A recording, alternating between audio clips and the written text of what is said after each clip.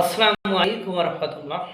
ভালোবাসা একবার হয়ে গেলে বা বেসে ফেললে বা কোনো প্রতিষ্ঠান কোনো ব্যক্তিকে যদি ভালোবেসে ফেলে তো ওটা থেকে বের হওয়া যায় না।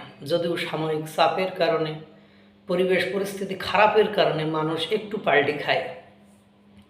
আওয়ামী লীগের বর্তমানে যে অবস্থা, বাংলাদেশের ইতিহাসে এত খারাপ অবস্থা আওয়ামী লীগের আগে কখনো হয়নি।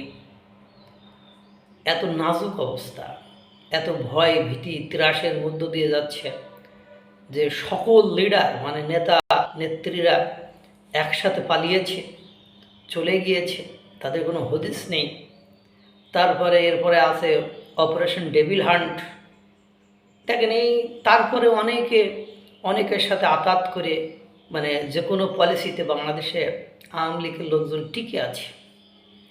দেখবেন সুযোগ পাইলে, যেমন এক সময় দেখেন আওয়ামী লীগের একটা পোস্ট মানে ছাত্রদল যুবদল এদের একটা পোস্ট নেওয়ার জন্য কত লবিং, কত টাকা, কত ফোন কত কিছু হয়েছে। কিন্তু এখন আর কেউ টাকা দিয়ে করতে বললেও করতে চাচ্ছে না। অথচ অন্য দলগুলো পোস্ট পদবি পাওয়ার জন্য প্রতিনিয়ত বিভিন্ন স্থানে সংঘর্ষ, খুন খারাপি এগুলো চলছে। দেখেন গোলাম মাওলা রনি একটা কথা বলেছিল, আওয়ামী লীগ যদি ফিরে আসে, যদি শেখ হাসিনা ফিরে আসে, 1 মিনিট না 30 সেকেন্ডে মাঠ ফাঁকা হয়ে যাবে। এর নাম আওয়ামী লীগ। এখন ঘটনা হলো এই অপারেশন ডেভিল হান্ট চলতেছে, আওয়ামী লীগ পরিচয় দিলে ধরপাকড় চলতেছে, তুলে নিয়ে যাওয়া হচ্ছে, তাদেরকে মব জাস্টিস করা হচ্ছে। এর ভেতরেও আওয়ামী লীগের যত জায়গায় আপনারা জানেন সারা বাংলাদেশে জেলাব্যাপী আইনজীবী সমিতির নির্বাচন হচ্ছে। এই নির্বাচনে সর্বত্রই আওয়ামী লীগ বিজয় লাভ করতেছে এবং নিরঙ্কুশ বিজয়। এই যে সে বিজয়, ওই যে 71-এর আগে বঙ্গবন্ধু শেখ মুজিবুর রহমান যেরকম বিজয় লাভ করছিল, আপনারা এর আগে দেখছেন চট্টগ্রাম, সিলেট, রংপুর এইসব অঞ্চলগুলোতে আপনারা দেখেছেন আওয়ামী লীগ বিজয় লাভ করছিল কিভাবে।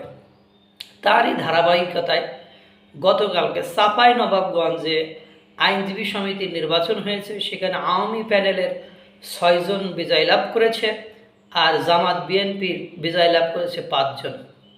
তাহলে বলছেন এই আওয়ামী লীগকে আপনি নিশ্চিহ্ন করতে চাবেন, আপনি নিঃশেষ করতে চাবেন, আবার দেশে শান্তি চাবেন, এটা কোনোভাবে সম্ভব নয়। এই জন্য আমি সরকারকে এবং আওয়ামী লীগ সকলকে বলে যে আপনারা ব্যালেন্স করে সুন্দর করে চলার চেষ্টা করেন। কারণ একটা পক্ষকে আপনি নিশ্চিহ্ন করতেছে, আপনি জীবনে বাংলাদেশে শান্তি ফেরত নিয়ে আসতে পারবেন না।